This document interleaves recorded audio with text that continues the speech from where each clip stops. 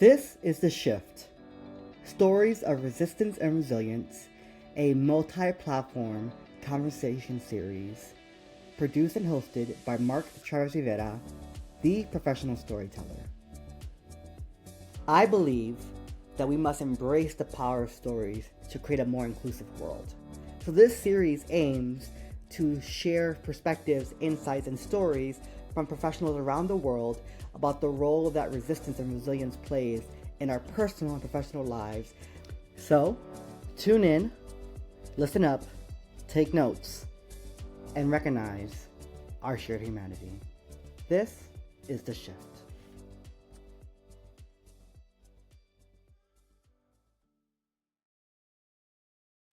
Hello, everyone. Listen, y'all, I know The Shift has been a little delayed, but I promise you weekly episodes are coming. Bear with me and my team as we navigate this season of growth for the professional storyteller. For those of you who are just tuning in, my name is Mark Travis Rivera. I use he, him pronouns. I'm the CEO and founder of The Professional Storyteller, where I embrace the power of stories to create a more inclusive world, and I do that through 5 pillars of activities: choreography, coaching, consulting, speaking, and writing. And I'm also the host and producer of The Shift, Stories of Resistance and Resilience, a series that initially started as a LinkedIn audio series in 2023. And we have been going, and this year we changed it to a multi-platform series where you can watch on YouTube, stream on Spotify, Apple Podcasts, Amazon Music, and I believe Apple Podcasts. I said, or Spotify, one of those. Anyways, streaming across platforms. And I am super excited for today's conversation with today's guest, because I don't have, and not because I don't want to speak to straight men or straight men of color, but I often don't find a lot of straight men who are willing to have a conversation with me in this kind of format. So earlier this season, we had Joel Leon, and so I'm super excited to welcome today's guest. His name is Ted Santos, and I'm going to read his bio, y'all, and then share some ad-lib about our first interaction together when we first met off Zoom. Ted Santos is not your typical business strategist. He's a leadership disruptor who challenges the status quo and trains and develops CEOs, executives, and entrepreneurs to create problems instead of solving them to fuel breakthrough growth. As the creator of the disruptive leadership model, Ted equips leaders to master chaos, engineer transformation, and scale the impossible without breaking their businesses or themselves. With a background in turning struggling companies into market leaders, Ted's unconventional, emphasis on unconventional, strategies have helped businesses achieve what once seemed unimaginable, including doubling productivity in months and breaking through growth ceilings. His expertise extends beyond boardrooms. Ted's groundbreaking book, Here's Why You Can't Find Love, which we are going to talk about today, y'all. I have the physical copy in my hands. Reveals how personal struggles, like broken relationships, cost U.S. businesses over $300 billion annually, and provides tools for leaders to fix the hidden leaks that sabotage success. And he is my guest today on The Shift. Welcome, Ted. How are you? Great. Thanks for inviting me. It's a pleasure to be here. And even better to hear someone say my last names correctly. Santos. Santos, yes. I'm Puerto Rican, so I speak Spanglish. But if I didn't say that right, I would have family No, it was members text perfect. Right on. Exactly. You said it correctly. I was like, oh man, someone said my name the right way. Perfect. Santos. I have to, before we jump into the first question, and we have a bunch to get through today, because we were even during the pre-interview, we were saying so many good gems. I was like, let's hit record, Ted, so we can get this on audio and video. I have to tell you, when lately people have been reaching out to me, I guess the word is getting out about the podcast. And sometimes it's like podcast producers trying to get their clients booked because they're trying to do their job for their client. Right. And I'm always like, if I don't know you or know of you or know someone who knows you well, I need to have a coffee chat with you first before I agree to have you on the show, right? For Right. many reasons, but one is just for me, I want to make sure that there's alignment in values.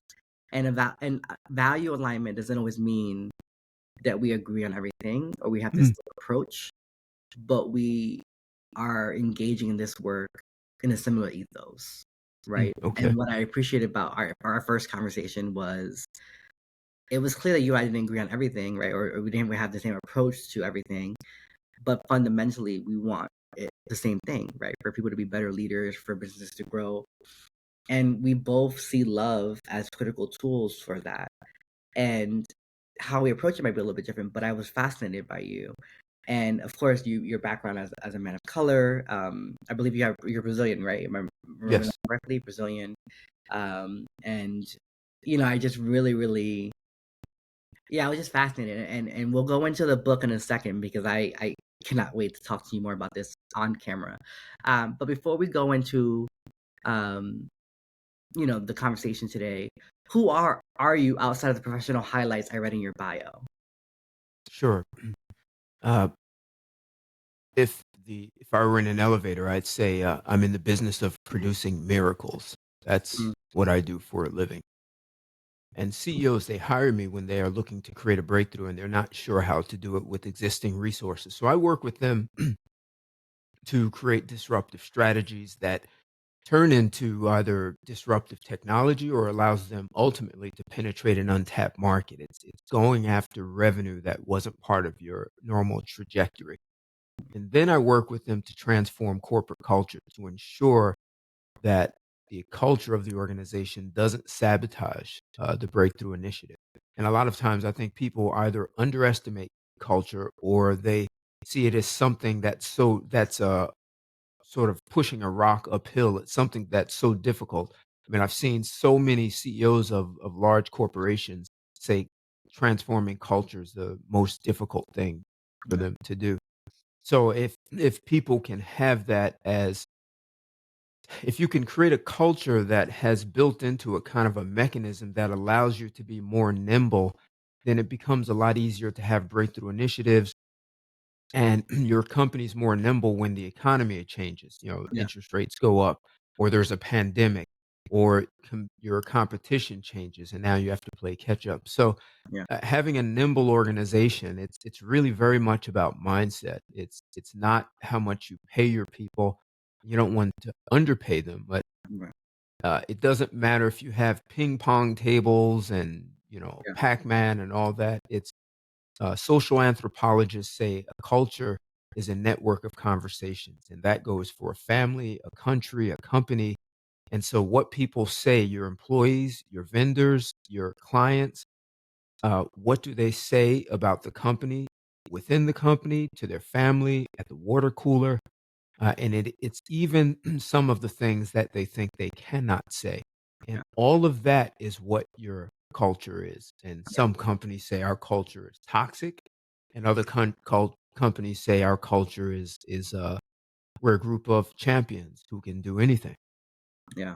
So I want to go back because I know oftentimes leaders, especially leaders of a certain level like yourself, shy away from talking a little bit about their personal selves. But the question was, who are you outside of the professional highlights? So are you a father? Obviously you're someone's Mm, son, right? So who are you outside of professional highlights? Because they can read more about your work and more about your concepts about the conversation today, but who are you outside of what you do professionally? Like you're an author, so clearly you're a storyteller. So tell us more about sure, sure. Uh, So I'm an author, and one of the things that I mentioned in the book is that I started studying human behavior when I was 9 years old. And I didn't see it as that. It was to me like a fun hobby. And so not only would I research, I started wanting to understand women and dating and sexuality and biology. And I would read things, and then my aunts often had very attractive friends, and I would want to validate my findings in the research. So I would ask her friends questions or my mother's friends, and they would be like, oh, he's so cute. He's 10, 11, asking me, did you hear what he asked me? So I wanted to really have a better understanding instead of just reading books. So I've been very interactive, even though sometimes people would have seen me as shy or a loner because I was always wanting to observe. My mother said, when I was really, 5, I wouldn't play with the other children, but she didn't know I was really interested in adults and what they children didn't have anything interesting to talk about. So that. I wanted to see what the adults were talking about. I was learning, I was watching, and so then the next step was to do research to Yeah. better understand. I've lived in several countries. I spent 2.5 years going through Central America, so every country from Panama, including going through the Panama Canal. From Panama up to Mexico, I've lived in jungles with Mayan Indians and no electricity or running water. I've lived in the jungles of Costa Rica. I've lived in cities. So, I left the country barely speaking Spanish, and I came back speaking Spanish very well and Portuguese when I came back. My family didn't pass the Portuguese on, so I had to learn it from Spanish Yeah, while I was in Mexico. yeah, So I love traveling, and I'm in the gym. So, one of the things you saw me talk about is health in the book, yeah, and that's been a huge commitment. So, I started at 11 years old, push-ups, sit-ups, pull-ups. I wanted to have cut, and yeah, I've just never stopped. I've been a competitive athlete. I've broken records. So, uh, yeah, yeah. So I've run businesses as a chief operating officer. I've run companies that were growing so fast they were falling apart, and I was able to stabilize them and increase growth. And I've run companies that were severely underperforming, losing revenue, declining revenue over 3 years, and they were in an industry that was growing like a hockey stick, but yet they mm, were not doing well. So how do you do that? So yeah, to be able to turn that around within a few months. So I enjoy business. I enjoy people. yeah, I'm sometimes I like to be out and just watch people. So I yeah, like of course. people. Yeah, Yeah. it's so funny that we have that in common because I think people mistake a lot of the work I do as someone who likes to be the center of attention or on stages everywhere. And don't get me wrong, I love being on a stage. I love speaking. I love choreographing. I love taking a bow at the end of my dance piece being premiered. Um, but I love sitting at a cafe while I'm getting work done and just people watching Right. and studying human behavior. And it could be the social scientist in me. It could be the journalist in me. I'm just always so curious about, oh, what was that person thinking about when they put that outfit on today, or what inspired that look, or I'll find something in someone's appearance to compliment them on, and I can see how that one interaction with them brightened their whole day. Like it just Right. made them smile when they walked in looking a little sad, right? And so you just never know how people are thinking and what they're going through, and so I'm always really curious, and I'm also an empath, so I feel deeply, and I think that um, being observant of people, I think, is one of the ways I've learned a lot of my lessons the easy way by watching and learning from other people's experiences. I have to ask you, what is your personal concept of resistance and resilience? Because I think right now we are having a lot of companies.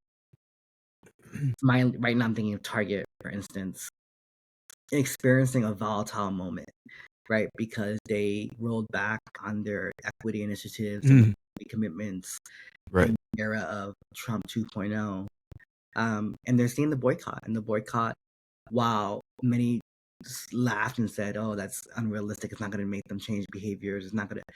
They're seeing the impacts, right? The dollar impact of their decisions. And I think that a lot of companies right now are cowering to the current administration, and they're not showing um, what it means to be resilient in the times of this, and it's causing, like, these policies aren't just affecting humans, right? Right. Cost of running a business has gone up, right? Tariffs galore, Right. Right. right? Cost of goods is going up, cost of living has gone up, right? And so all these things are happening in our social life that are impacting people and businesses in real time. What is your personal concept as a leader of resistance and resilience? How do you define those two terms for yourself?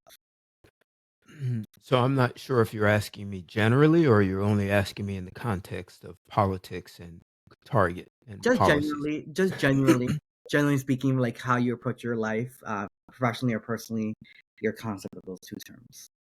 So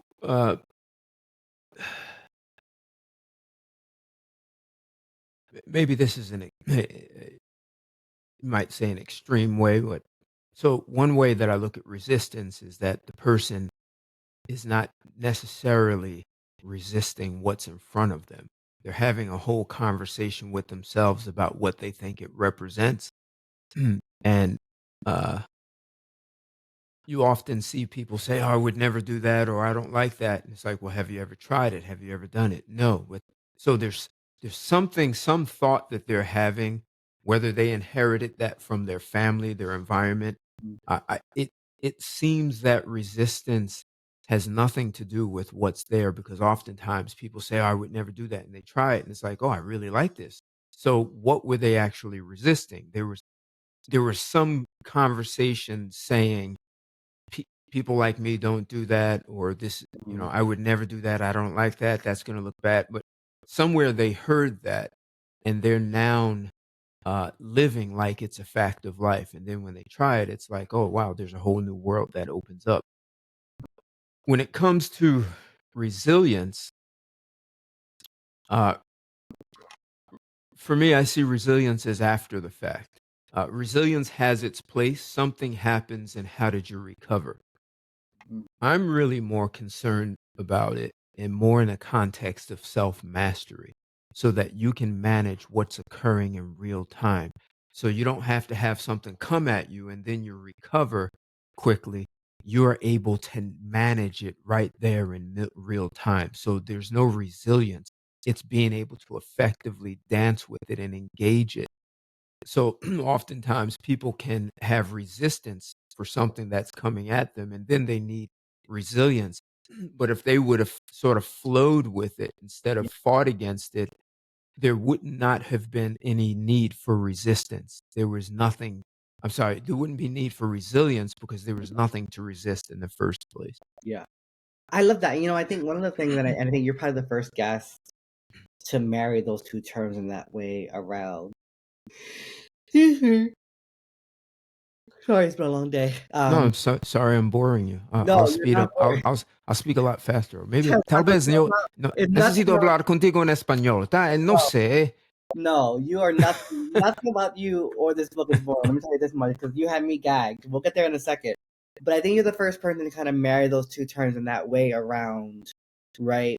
Because when I think of resilience, often when we think about resilience from a social context, it is often in response to something, right? And often I hear people say, I'm tired of having to be resilient, right? And so what I think of resiliency is I think of it as a tool that I cultivate, right? And so one of Okay. the ways that I practice resilience is when I read something like your book that triggered me, Right. rather than realizing I'm trying to love air, but air won't love me back, and I'll make sense in a second, and feeling stupid and feeling down about myself, I was able to read that, gag, be like, "Oh my god, did he just say that?" And then record a video reaction to it, and in real time be able to emotionally regulate and say, "Wow, that is such an interesting perspective. That yes, you can love love, but simply loving love is not helping you deal with the fact that you're yearning for something that you haven't been able to cultivate or master or get right."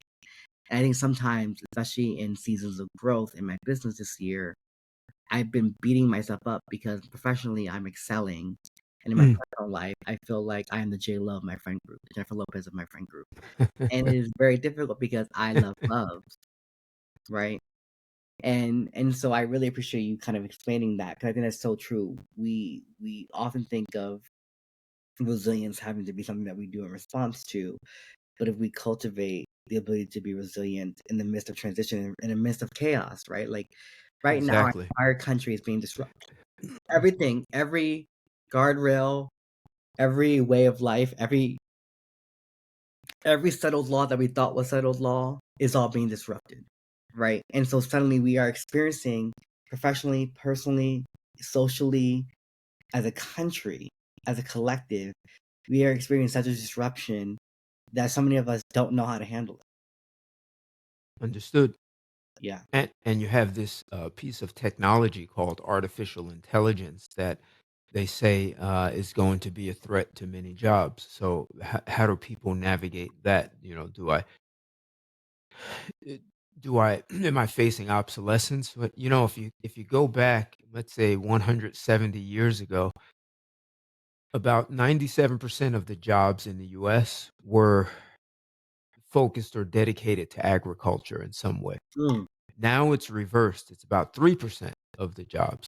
yeah. So And our they're struggling. population, Well, our population was much smaller 170 years ago, and yet we've worked out how to employ more people, even though most people are no longer working in agriculture. So, does AI open up new possibilities that we didn't see? The automobile made the blacksmith not as valuable because he's not changing shoes, the shoe horse. He's not doing that. Uh, but so there's the car, but there's the guy who's changing tires. There's another guy who's making tires. So there's now we need more iron instead of a little bit of iron for the horseshoes. We need more iron to make engines and Yeah. chassis. And so eh, what other possibilities does it open up? Now, if you're spending all of your time resisting, that's how you miss what's occurring in front of you, and that's why I say resilience is after the fact. If Yeah. you can dance with what's occurring, it's not resilience. It's really about mastering self so that you can deal with what's there. Yeah. And even if you look at it on a personal level, when you hear someone say, "I met that person for the first time and I hated them." Like, why? Like, how could you dislike? I've met women who said, "When I first met my husband, the first day I couldn't stand that guy, but now and I couldn't live without him. I love him, but I hated him the first time I met him."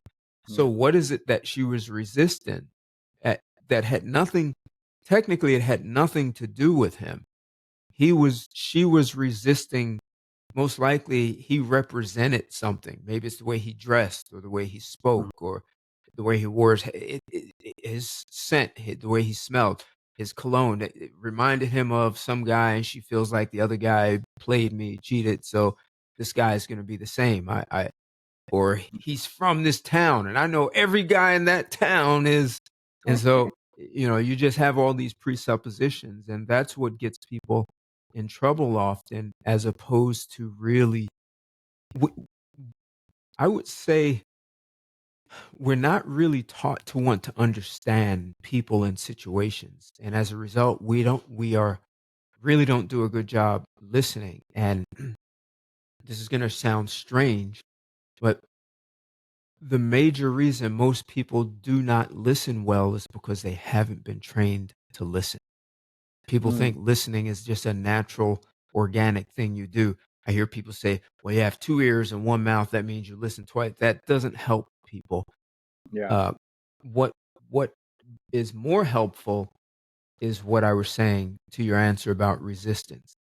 If you're having an entire conversation and making up a story in your head about what's happening in front of you, you're resisting, but not really resisting the thing.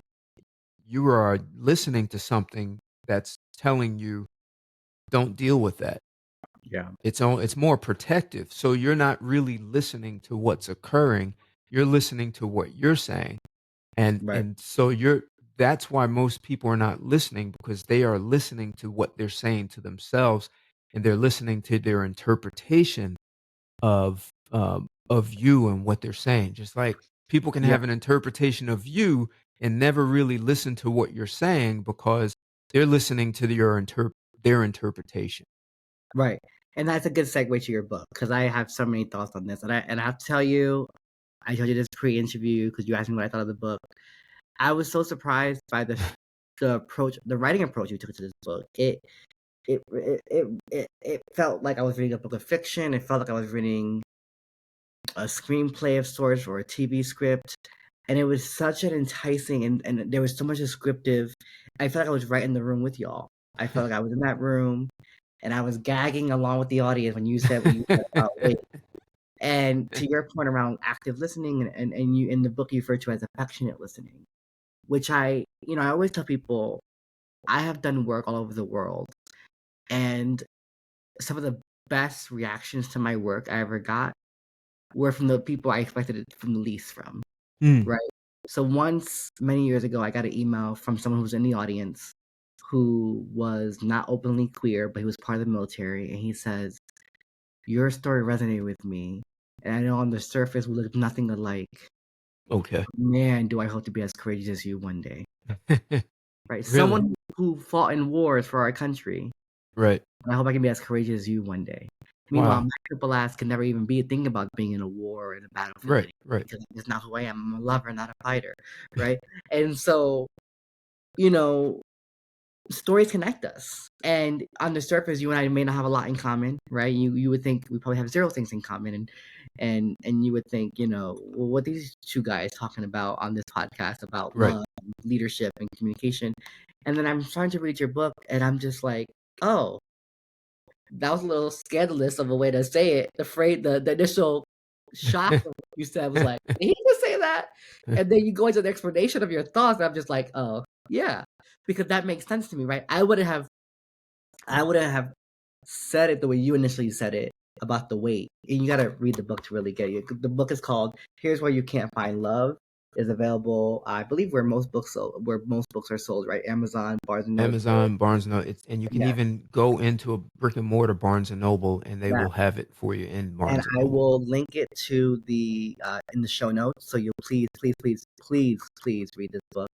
I'm reading through it myself right now, and it has me fascinated. But I have to say, going back to this idea around affectionate listening, because you're right. I think too often we're listening to respond and not necessarily to understand, right? And we're Right. interpreting through a lens of our own lived experience, right? Or if we're triggered by something you said or something I said, and something it distorts what the person actually is saying, right? And we don't actually take time to digest it. Exactly. Distort is a great word. And so I know the country has been educated on doing something called active listening. I'm going to say that is the problem. People are actively listening. If you're really listening, you're inactive. You're thinking nothing. You're just being with the person. Actively listening is exactly what people are doing. They are actively having conversations and interpretations about what you're saying. It's what's interesting is when you're learning a new language and you go to the country of that language, you tend to listen better because you know that you don't fully understand the language and there may be some cultural nuances built into the language that you don't fully understand, or like I know this happens in English too, but in Spanish there are words that have two completely different meanings. And so you have to listen to make sure you're understanding which meaning there. So you tend to listen more when you're in your native language in the country of speaking. You tend to take for granted you already understand, and I'm going to say it this way: you can only understand that which you understand through that which you understand, Mm, yeah. and that which you understand is from your past. And most likely you inherited that from your environment. So you're understanding someone, what they're saying, what they're doing, through you're understanding it through that which you already understand. And instead of really understanding what's there, you're projecting what you know onto it and saying, oh, I understand it. It's just like, so this is part of what makes it difficult for people to create paradigm shifts in business or have these paradigm shifts in their intimate relationships. And it's why you see patterns, these recognizable patterns. They just happen over and over, and they'll happen through generations because people will only want to understand. Like you'll meet another person who's unlike anyone you've met, what you're trying to understand them through the environment you already have, you've lived in, and you're saying, "Oh, that he's I know why you're doing this because it's just like this." And it's just and if you really were to just get to know the person, you'd find out that they're nothing like anything that you thought they were.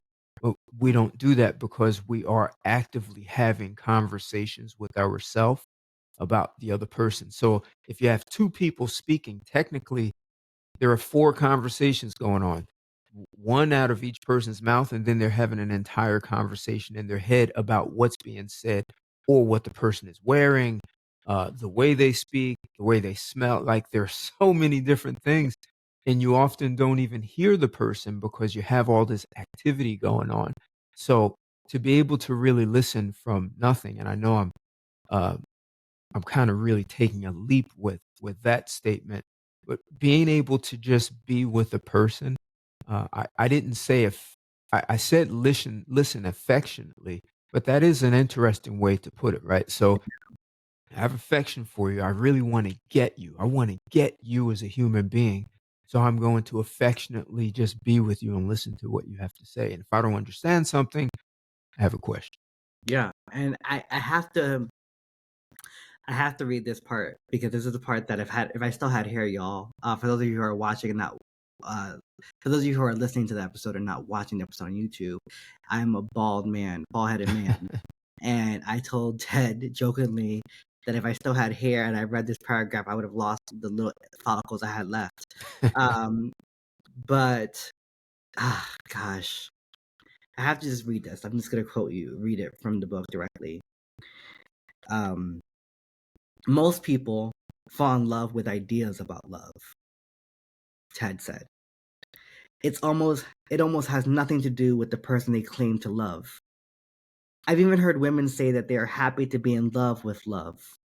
The R&B group The Spinners had a song called It Takes a Fool to Learn That Love Don't Love No One. Loving love is the same as loving the picture of a person. Love does not love you back. Loving love is like having a love relationship with air.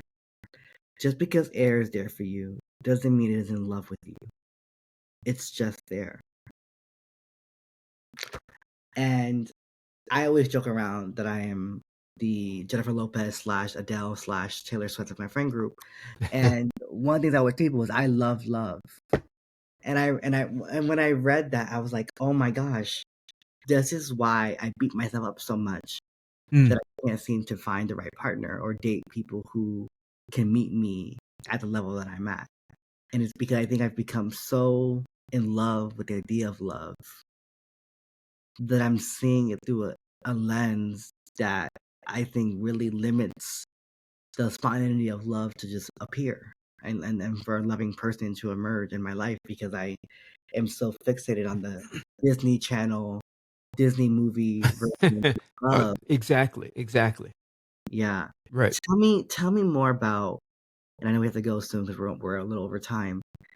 Tell me more about why you wrote that and what you want people to take away from that part of the book. Relationships are not working. Divorce rates over 50%, and that's not even counting the amount of relationships that never make it to marriage. They just fail. So that's a problem. And you know, I'm still a businessman. So I did some research and found that over three corporate America is losing $300 billion every year in workplace productivity, and that's happening because of divorce and bad relationships. So when people are dealing with divorce or a bad relationship, their productivity drops by 50 to 75%. How Mm, does that affect the rest of us?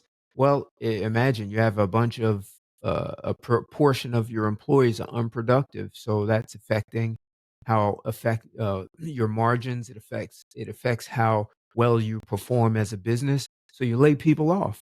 You mm, have to recoup that somewhere. So that affects all of us. yeah. And when you come from a home that of divorced people, or one parent is laid off, or they both are, now you have strife in the household, and that could have been a great couple that now is going to divorce because they were both laid off. So we're being severely impacted by divorce. And then so that's 300 billion corporate America is costing. There's another 30 billion to the taxpayer because divorce creates crime, social programs, social welfare, and all these other things that now the taxpayer has to cover. So we are being impacted, and then you have generations of divorce, and so children are now sort of gun shy. They're afraid to even be in a relationship. So now we are becoming. Um, you use the word affection starved as a Oh yeah, nation. intimacy deficiency. Yeah, so Intimacy, how yeah. does that affect how we interact? It affects how we deal with one another socially. It Mhm, affects trust, and you'll see a part where I talk about trust in the book. yeah. Uh, Very controversial. But so I wrote the book. I I had wrote the a whole separate conversation with you about the book itself once I finish reading all of it. Here's the punchline of the book that's not explicitly stated. Love does not create a great relationship. Mm. Love is a byproduct of a great relationship. Mm, If you do not know how to create a great relationship, then I have to ask, why should anyone love you? That may sound cold, but if you think about it, in the book, part of the Oh, I think reason is Ted, we written. lost you for a second. Oh, okay. Sorry, you're back. Okay. That was such a good moment. You had said, if you can't love you, No, I said if you don't know how to create a great relationship, yeah, then the question is, why should anyone love you?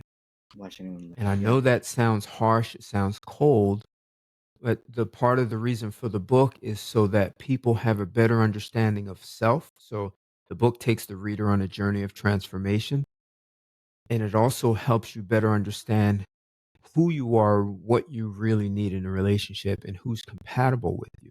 And if yeah, you're with someone who's compatible with you and you both have, for lack of better terms, you have the skills and competencies to create a great relationship, then you're naturally going to have an affinity for one another. And yeah, that's going to turn to love. But if you start off the way we're taught is to go in looking for love, yeah, if you go in looking for someone who knows how to be in a relationship, they know how to treat you, they know how to engage you on a daily basis. And it doesn't mean buying flowers and all, but in real time. So, how do you manage money? Are we compatible there? Are we compatible sexually? Are we compatible when it comes to resolving conflict? And this may be one of the biggest ones. If we want to have children, how do we want to educate them? How do we want to discipline them? Um, from health perspective, are we compatible mentally? From how we take care of ourselves mentally, physically? yeah, These are things that if you value, they won't change over time. If you're great at managing money, it's unlikely that one day you're going to wake up and you're going to be a gambling addict. right, Uh, so, so it's really knowing who's compatible with you, and when it comes to managing conflict, I think most divorces would have never happened if people were good at knowing how to manage conflict. yeah, Because when we're talking about listening and resistance, so if you're not really listening to a person because you have all these presuppositions and you're judging them, or you have this whole Disney concept of the way they're supposed to be doing and they should be doing this and they're yeah, not doing that, and you're not just letting the person freely be them and offer themselves to you, mm, then what you're going to do is end up in being conflict because you're going to be saying you didn't do this and you're supposed to do that. Let the person show them who you are and yeah, find out if you're compatible. yeah, Um, and that's when you're going to find, wow, I really like this person. I like being with him. I like the way we manage conflict instead of having fights and throwing things and calling one another names and saying, oh, I just said that out of anger. yeah, Hey, look, I may have misunderstood what you said. In my family, when you say X, it means Y. right, In your family, it means one, two, three. And right, we may be speaking the same language, but just the way the interpretation, or we have all these expectations. So the ability to manage conflict is so important because it helps you so you don't have to be resilient. It helps you navigate in real time what's occurring so you don't have to go through this catastrophe and then lick your wounds and say, I got over it in 20 minutes. It's like, yeah, no, you navigated it and it never turned into a catastrophe. yeah, true. So we're almost at time, and I have to I ask this question of every guest, which is, what do you hope to shift in society through your work? What do you hope that looking back at your life, in your professional life in particular, what do you hope to shift in society? What do you hope to make an impact in? So And what? um, it would come from the business world. So when you think of corporate social responsibility, Hmm. uh, people think of lots of things, including the environment. What I'm saying, if corporations want to be more powerful, especially from an innovation perspective and getting the most out of your people, instead of looking at people as a liability on the asset on a balance sheet, they can be assets. So Once you know they are assets, how do you develop an asset to be more valuable each year? Mm. And if you train your people to be more valuable assets who who are more capable of handling complex or breakthrough initiatives, things that they normally would resist, and now they're not because they're more nimble. They're managing the conflict that they have about this breakthrough initiative. If you develop them in being able to more effectively understand who they are and how they want to communicate and what they value and what value they want to offer the organization. Um, Being able to effectively manage conflict, being able to stand for something. If those kinds of things can be trained very well, very effectively in a company, people own those skills and competencies and that mindset and they take it home. And now they'll be more effective with their spouse, their significant other, and they're less likely to go through a divorce or a bad breakup.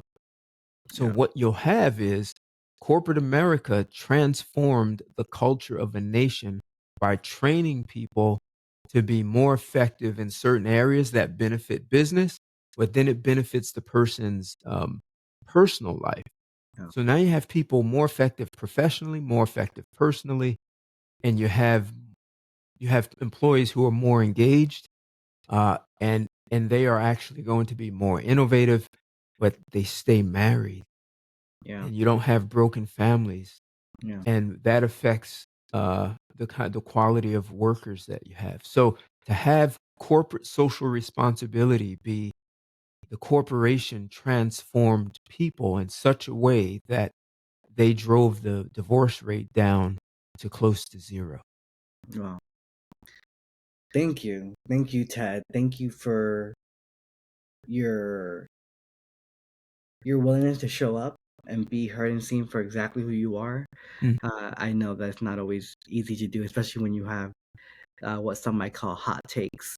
Um, and thank you for agreeing to be a guest on my show. It's, I knew we were going to have a good conversation, but once I started reading the book, I was like, oh, this is going to be juicy. I can't wait to keep going. And I have to, how can people connect with you? What's the best way for people to connect with you?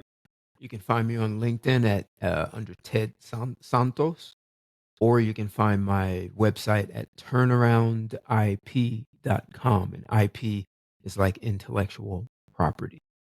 Yes. And we will be sure to include that in our show notes. So go ahead and just drop down into the show notes and click on Ted's website, connect with him on LinkedIn. Please, please, I cannot stress this enough. Read the book. Here's Why You Can't Find Love by Ted Santos. It is going to make you think differently. It's going to challenge your current belief systems, and it's going to deepen the way you think about our lives in terms of work and relationships. And I I know how hard it is to write a book, and I know how hard it is to. It is a well written book too, y'all. Sometimes business leaders they write those like formulaic. They hire a ghostwriter, and it's like copy and paste, like very like formulaic. This is Stuffy. stuffy, stiffer than when I had hair that was thinning. Okay, so but Ted's book is it's so it feels like I'm reading a book of fiction, a screenplay, a telenovela.